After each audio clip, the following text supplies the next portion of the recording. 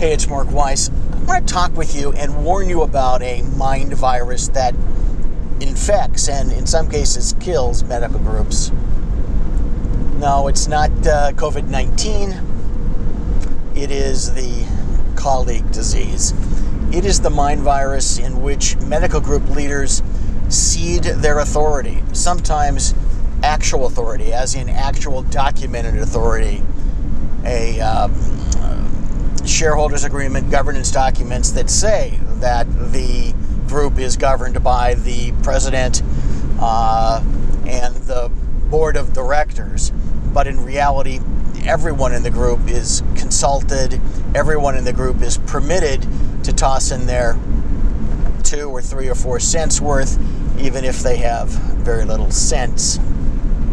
This sort of, we're doing it because everyone is a colleague, is, on the one hand, perhaps quaint, but it is highly destructive to the notion of how to run a medical group, any business of larger than a small handful, let's say 3 physicians.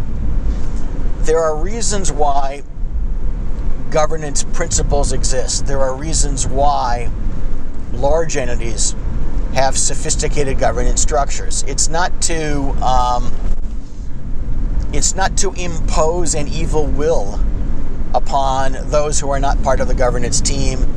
It is to be able to have a group that is small enough, an individual, a small management committee type partnership, a group that's small enough to be able to come to management decisions quickly and then to implement them.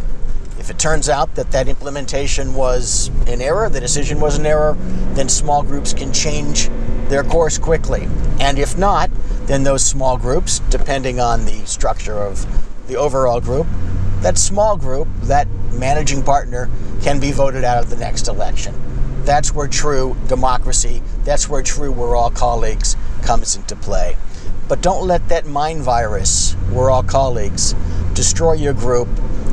Don't let it negotiate against your own position before you even begin negotiating a position with the other side.